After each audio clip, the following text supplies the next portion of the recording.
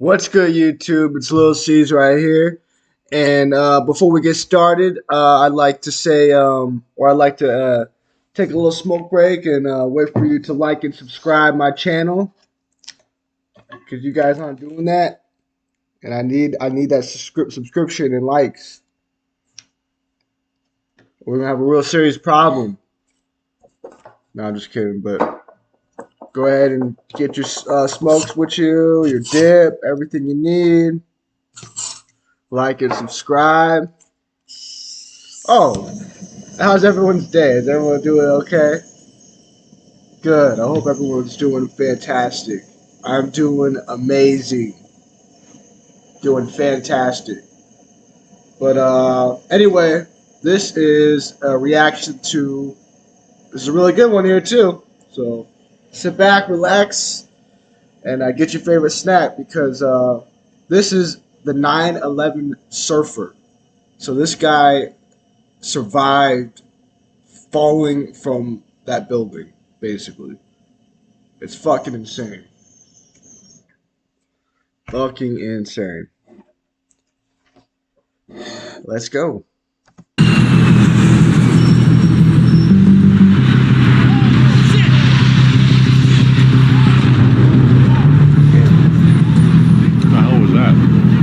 What is that? Somebody hit the World Trade Center?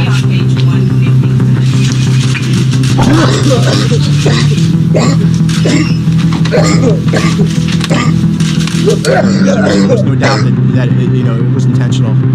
And it was. She looked so long ago. I was 7. Just this sound, this rumble. People were just going crazy at that point, evacuating. My heart goes to the people who were still in the building when it came down.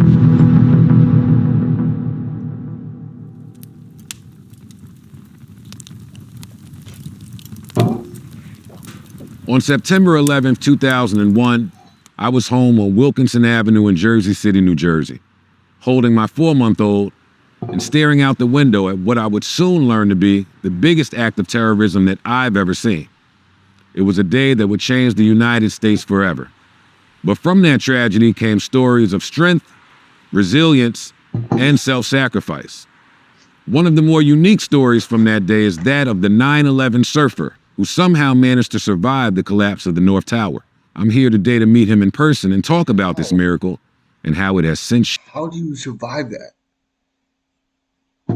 He just got lucky and fell from thing to, I don't know. Shaped his life. Thing to thing. Object to object. Oh, I got a headache, man.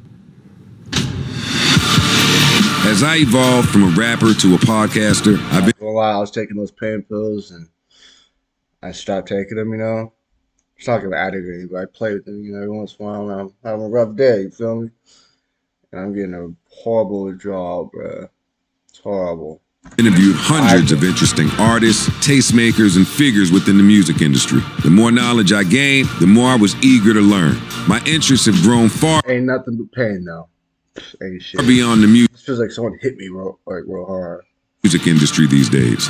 And there are endless amounts of unique people in the world with extraordinary stories to tell and knowledge that only they can share. This is Humans.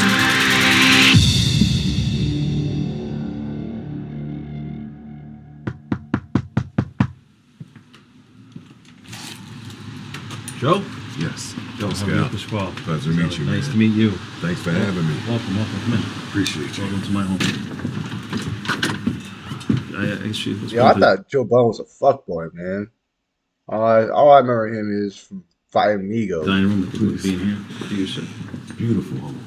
I guess you asked for moments, so Yeah, I wanna see moments. My moments. whole life is there's Hey, this is you and highlights your of wife. different highlights and Good looking guy. thanks. Was anyway. Look at you. Look at you both. I was pregnant there, big time. I see it. I Yeah, see it in the there was black. a wedding celebration there. It was a pretty good wedding there. Got the little sombrero and cigar going. Oh, you're having a blast. Yeah. Time just goes by too quick, man. Sorry, it's been 20 years later. Let's start with your year leading up to 9/11. What was going on in Pasquale's life? Crazy, hectic, beautiful, blur. We were married, in 98. This was like 3 years later. In the middle of all that, we were able to get, pregnant. My wife was pregnant with our first child. And it was just getting ready for that and gearing up and Lamaze classes and construction in between and life. Life was just busy, but it was nice. Okay. And where are you working? So right now I currently work still for the Port Authority of New York and New Jersey. And that's where you worked? That's where I worked in 1998, in 2001, and I started there in 1992. I'm a structural engineer by trade. What is a structural engineer? Structural engineer? We design anything that's based on structures. That includes bridges, skeletal frames, foundations, anything that involves support and structure. So a normal day at work was like what? So back then, a normal day would be, get up, leave from here, go to the train station, take the train down to Hoboken, take the path over to New York, World Trade Center. I would get into work. Normal time back then, it was like that, 8 to 4. And when I get into work, it would just be, cubicles, the World Trade Center floor, and a whole bunch of engineers. And which floor? So at that time, I worked on the 64th floor. 64th floor. Because Port Authority had a lot of their offices in the World Trade Center. Before 9/11, have you ever had a life or death experience? I was also in the 93 bombing. That's just when the bomb went off. I was on the 43rd floor. We went down the stairs. Wait, you worked in the same place in 93?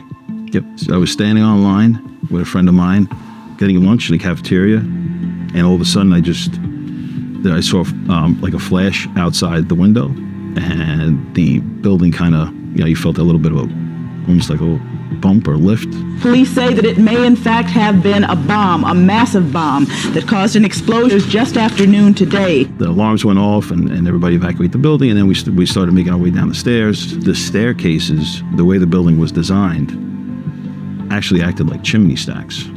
So when that explosion occurred and the smoke came up, there wasn't any other way for it to go but through the staircases. So when you were going down the staircases, it was kind of getting hard to breathe. When I walked out of there, it was just soot all over my face, and all you could see is just there's like rings around my eyes, and my mouth just clear. Everything else was just covered in soot. So you go through this experience in 93. Mm-hmm. Your wife is not there to make you quit the job yet, and you go back to work. Yeah. With no second thought of that day. Nope. My wife would always say, I don't want you working in that building. Why are you working in the building? I said, Louise, what are the chances I'm going to be in 2 terrorist attacks? What are the odds, right? Think about it. And she was right on that. Pre 9/11, he was always worked with his hands, always building something, always fixing things. This whole place that we live in was our project after we got married, and every room was redone to what we thought would make a beautiful family home. Yeah, place. Yeah, yep. So, pre 9/11, that was our focus. Pasquale was always had a plan. Post 9/11, throughout the year that followed, was a different person. And this was actually probably 2 weeks before 9/11. One of these probably would have been the last picture of me had I not survived. When you woke up that morning, what did you think your stresses were? Losing in fantasy football, because I was watching Monday Night Football. You were playing fantasy in 01? Yeah. Do you remember who played that Monday night? It was Broncos and Giants. I think the Giants lost. The Giants retreating to a red-eye back to New York as they start the season 0-1. I'm looking at the points. I'm like, did I win? Did I lose? I got my briefcase. I get in the car. I drive to the train station. I was a little late from watching Monday Night Football, so now I'm a little tired, right? So I'm getting it to work a little bit later now. I can't miss the train, get the next one, go down Mystic Express. Okay, so you go to work. Yeah. So I go to work, get in there, come up the big escalators and path, get into the lobby there, Granite Lobby, One World Trade. And everything is functioning normally. Everything's functional, it's all great. I got into the elevator and I hit 64, which is the floor. I went up to 61 as an express from 44. How many floors are there? And then it was 61, 62, 3, and then so I hit 64. All of a sudden, the elevator just shook violently. The lights flickered a few seconds. It stopped. You know, we were like, what the hell just happened?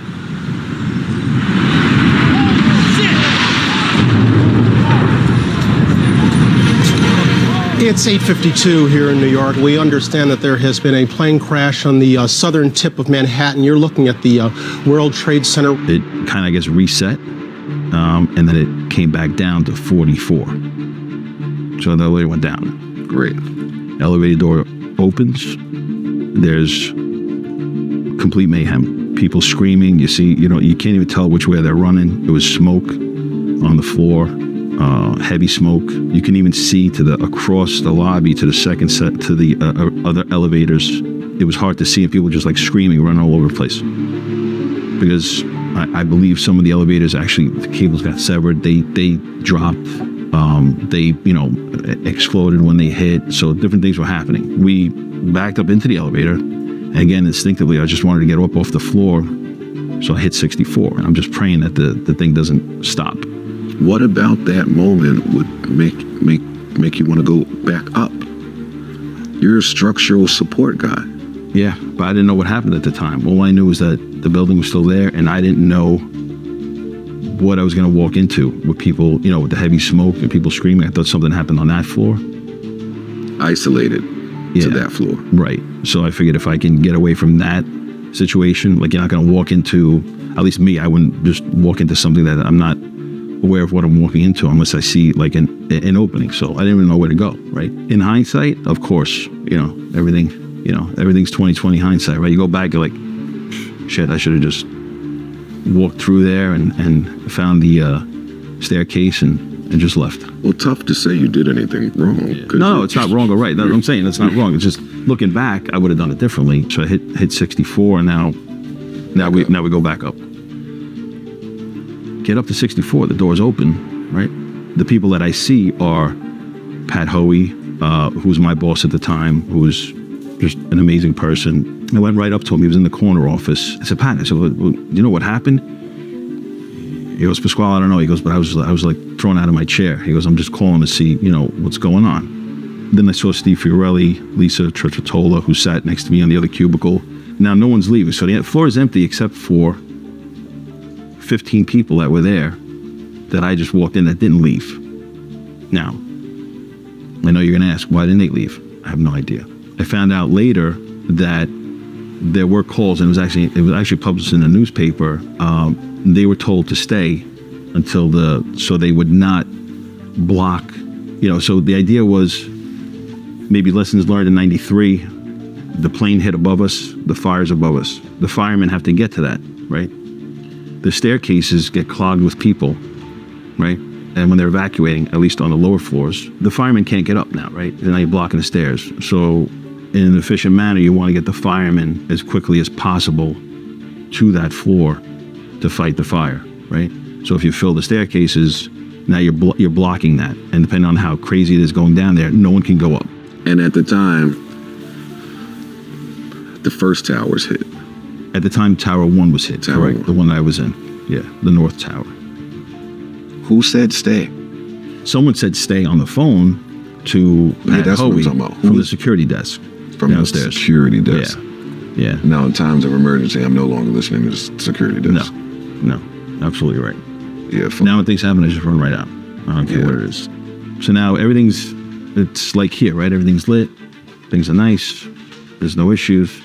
At least on that floor. So I pick up the phone. I call my wife. And then we were picking up the phone, and he was on the other end, and he said, Louise, don't be alarmed, but can you turn the television on?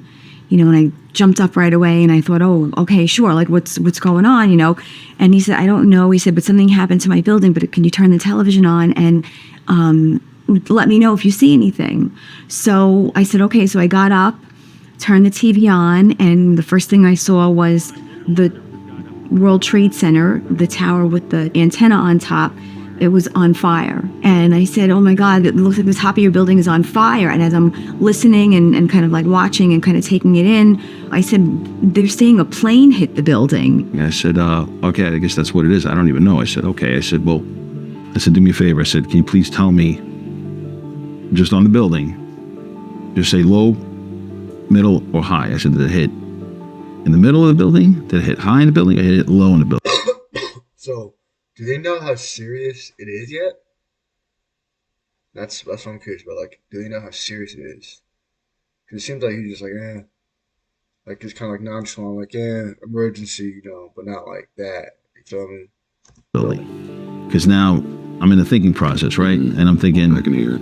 I'm thinking, if it hits low, I'm screwed, right? I gotta get past a fire below, right? 44th floor where I was, if it hit there, I'm screwed. If it hit middle, I still don't know because I'm on the 64th floor, right? It's about halfway up. And she said, no, it hit pretty high. I said, where are you? Are you in the building? And he said, yeah. And I said, what are you doing in the building? You have to get out. There's a plane hit the building. He said, no, don't worry. We're fine. We're gonna figure out what to do. I'm here with other coworkers.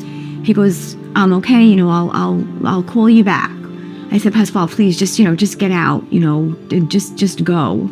Now you go into that mode where you're like, okay, if you exit the building and then part of the building's burning on top and the pieces of it fall, you're going to get hit with it.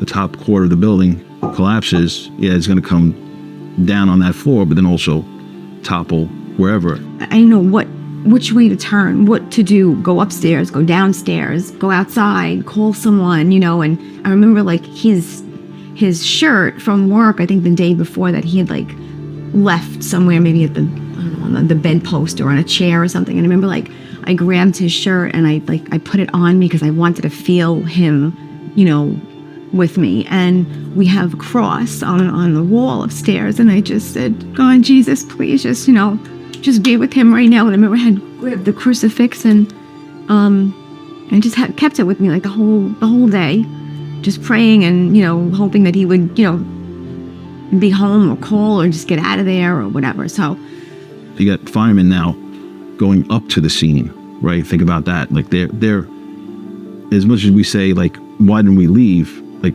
you could look back and say, well, why did they go up? Right? But they're going up. So you think, okay, the fastest way to get the people that need their help is stay out of their way. So now the firemen are going up the stairs. When they get to our floor, say, hey, all clear, you guys head down. We would do that. So you have no idea right now? Another plane just hit. Right? Oh my God, another plane has just hit. Now the second plane hit, right? We didn't see that, right? Actually, there was a conference room in the middle core. There was one of the rooms there, and it was coming a little bit grainy. I actually saw it replayed on that where it hit the other building. And so I thought, well, that's two really bad things that happened, right? The first plane hit his building. Then there was a second plane that hit the second building. And then I remember also not much longer after that the building that wasn't the one with the antenna that he was in came down. And I thought, oh my God, I can't believe this is, like, it was just one horrific event after another that was so unfathomable that it was a nightmare. It was just a real nightmare. And I remember thinking, all right, well, maybe that's got to be the last thing bad to happen because, I always hear things happen in threes, right? Mm-hmm. Yeah.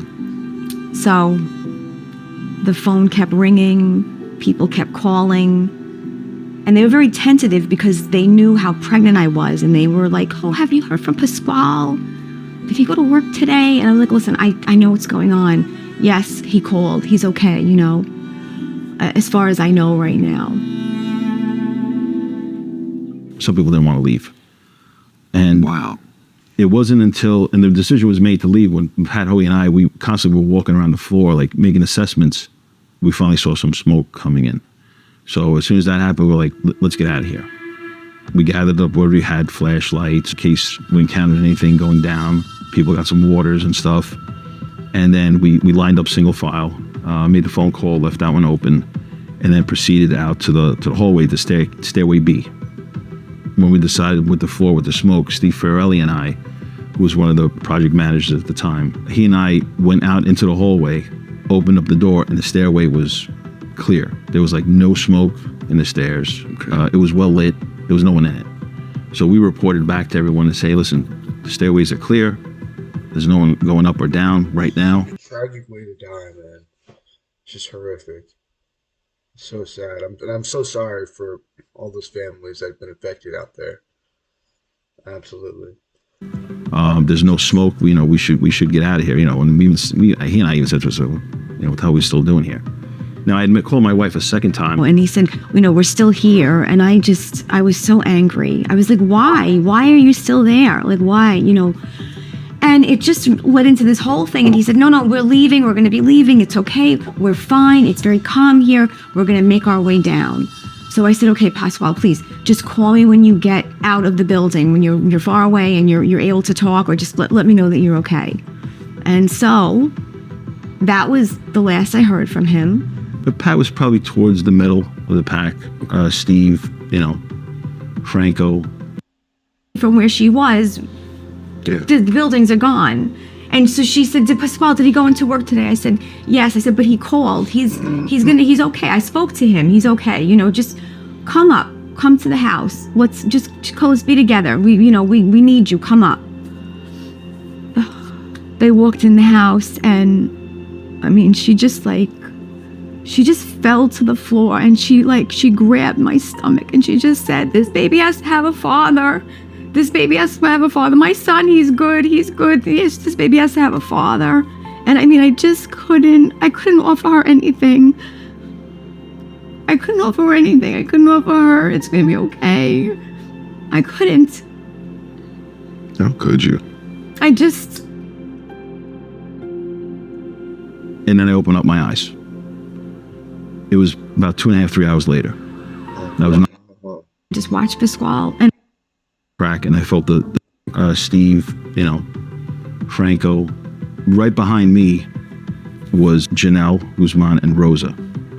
So now we started making our way down the stairs, and we're going down at a pretty good pace. But we felt a rumbling on our floor, and we attributed it to, like, again, some kind of structure. It was then also that we decided we just gotta get out there. Maybe the building's not stable at this point.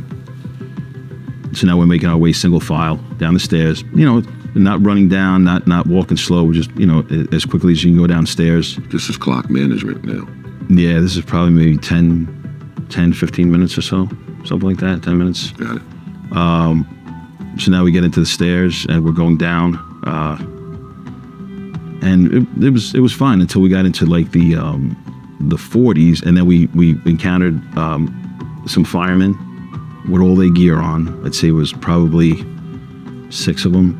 6 or 7. They were sitting on the stairs, and I'm, you know, so we were stepping like around them, you know, which, like, you know, and because they were exhausted. I mean, you just went up 40 flights of stairs with gear, right, heavy gear, yeah, and now you're taking a breather. And one of the firemen said, which I thought was odd at the time, but he said, hey, listen, he goes, if you want to get out of here any quicker, there is an elevator working if you get off on the 23rd floor, and you can take that down the rest of the way. I remember shouting out, I was like, hey, we could take an elevator on 23rd if you want. I was just throwing it out there. Everybody's like, no. You know, everybody yelled like, no. Right? So we just continue. But now we haven't reached 23 yet. And now we keep continue going down the stairs, and then I see 23, right?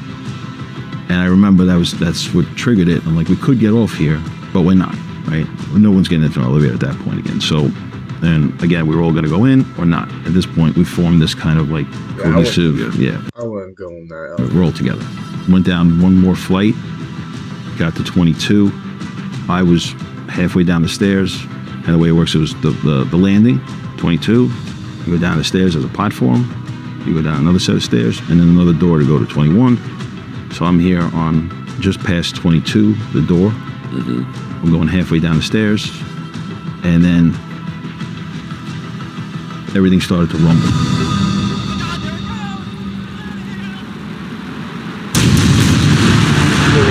It's good. good they weren't in the elevator. Tremendous pounding noise from above, like a freight train. Sound. Vibration, sound, everything else. It was just, you know. At the time I had my briefcase, instead of like carrying it this way and then over my shoulder this way, I just took it and I put the strap, you know, around me across my chest, and it was on my back. So now I have this on my back. I'm halfway down the stairs. Everything starts shaking, and just instinctively, I didn't even have time to think really. I remember looking back kind of quickly with everything shaking, and I saw Rosa and Janelle open the door because they were like screaming, and then the other people screaming. They opened the door to 22 and they tried to run onto the floor, right? Because now we're thinking something's falling through the stairs, something's rumbling down and stuff. I didn't have time to run up or run down, and just instead I looked back and I dove from basically the middle of the stairs. I just like took a couple of steps and I jumped and I landed on that intermittent platform landing, and I just put myself right into the corner, and I curled up and tried to make myself as small as possible in the corner there, thinking whatever's falling through, there was nothing to protect me other than the floor below me and the two walls that I can get into a corner on. So I just kind of curled up like this for whatever was happening. I had like nowhere to run at that point.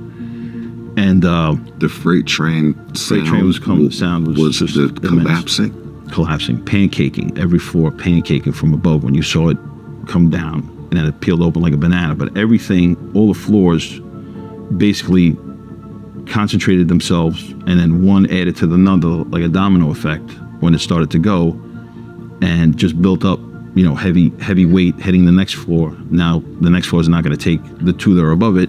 The next floor is going to take the three that are above it, the next one, and so on and so on. Now that thing starts to come down, and it's just imploding. When I was in the stairs, all I heard was the just tremendous, you know, sound, the staircase, you know, shaking, and that's when I dove into the corner and just tried to protect myself. You know, at that point, I just had my eyes closed, and I actually felt, because I'm now up against the wall, and I felt the wall move, right, crack, and I felt the floor kind of like start to give. And it was just, now it's just like, just split seconds. I mean, you know, everything flashes through your mind. I'm like, my first thought was, I can't believe this is how I die, right? I can't believe this is, right? Just split seconds. I was like, oh my God, this is my death. This is my death. This is how I die. Split seconds. I mean, like, I'm talking like milliseconds. From there, I'm like, I prayed for my, you know, I'm like, please, you know, my wife, my daughter, I'm never going to see them. And then, you know, during the fall, it's like, now I'm praying for, you know, quick death. So it's, oh my God, I'm going to die. Please take care of my family. Make it a quick one, right? That's what I'm going through.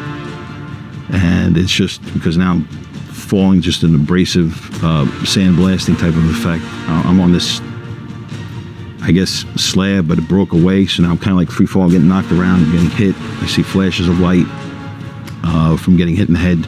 You know, some might even say you see stars, right? You know, you see stars, you get hit, right? Either a punch or I was getting knocked around in the head, my back. I just stayed tucked in, abrasive, and this is all happening quick, right? All those thoughts are going through my head. And then I see one big, boom, flash. Like, I knew that he didn't make it out. And I think I was actually on the phone with his aunt. So she's from Weehawken, and so she could like see everything like right across. And she was going to me like in broken Italian. No look, no watch, don't look, don't look, don't look, turn the TV off. And I just like dropped the phone, and I went outside, and I don't know, I just kind of felt like, how could I be here and there's this beautiful sky, right? And everything is peaceful, and there's birds and the trees, and I just watched Pasquale and all those people die. You know, and then it was just me and Hope. Like, that was it. At that moment, it was gonna be just her and I. And I think the worst part of all of it was his parents. You know, they worked down in like Jersey City, and I couldn't get in touch with her. my mother-in-law.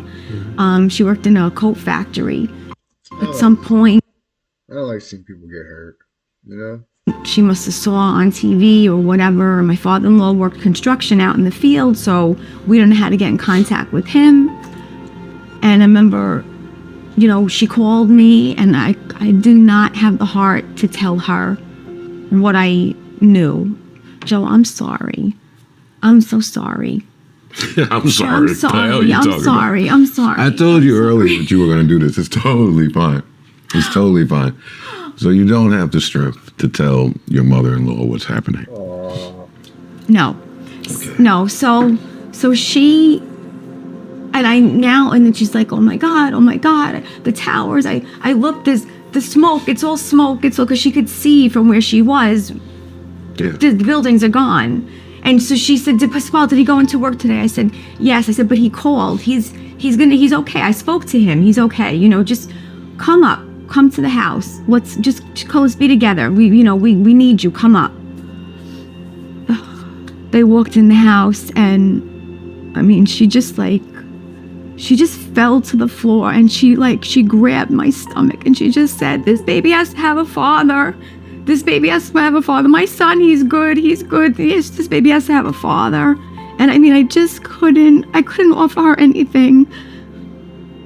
I couldn't offer her anything. I couldn't offer her, it's gonna be okay. I couldn't. How could you? I just... And then I opened up my eyes.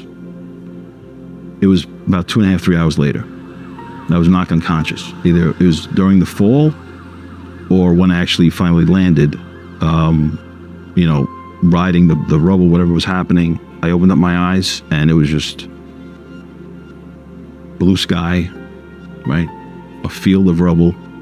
I'm on this like little ledge of broken concrete, looking down at an open pit, you know, and you hear like crackling, like the fire there and stuff like that around, and everything looked beautiful and clear. And I was like, I thought it was gonna like, you know, you see those movies and you think you're gonna like rise up out of your body and then see yourself there, like, you know, dead, and now you're going somewhere else, and you know, stuff like that. So you kind of like feel like the Patrick Swayze movie, right? What is that? The Ghost, right? Ghost. You know, split second. I mean, I'm not laughing. I wasn't thinking of, but you know, like I was numb at that point. All I see is like I knew because it was just a flash, and I opened up my eyes, and I'm thinking, wow, that's, you know, I'm dead, right? I gotta be dead. So I'm gonna float up out of my body and see myself. Wow, I have a headache. Because I'm here. I'm dead with a headache. Right? Right? So, and then I'm like, I started to feel pain in my foot and my leg, and I started coughing, and I was drenched in debris. And I just sat back. I was like, I'm alive. I can't believe I'm alive. I couldn't, you know, I was like, I'm like looking around. I was, you know, first I couldn't believe myself that I survived. And I'm looking around at you know, everything going on. Now it started to get dark again, because it would clear sometimes, and then you would get the smoke coming in, and then start to, you know, cloudy up and stuff. And I started calling out for, you know, for other people. I'm like, you know, hello, Pat, you know, and I'm just sitting there, and I'm like, in what position? The same way I'm sitting here. I had the same way I'm sitting here. I was on concrete. There was a giant pipe. It was a standpipe. It was for the fire suppression in the building. Mm-hmm. There was a pipe here, which, I mean, I have a theory on that, but there was all sorts of like broken conduit, rubble, and then it was just concrete behind me, like a mountain. It was like, picture me like on a mountain of rubble, on the edge of one of the pieces of rubble on the end of that, and then you could look down. There was a beam, and then a whole field, and then just an open pit that you could see, that I could see down into. So there was no way I couldn't. I'm like, even at that moment, I'm like, you know, I didn't want to fall into that, or, you know, so I'm just, but I had nowhere to go. And then I knew my foot was broken, because I felt it was like, you know, felt like it was swelling and stuff, and And I was just sitting there. I was just kind of calling out for help, just waiting, and just. Man, that shit is crazy. Like and subscribe, man. Like and subscribe. I'm outie.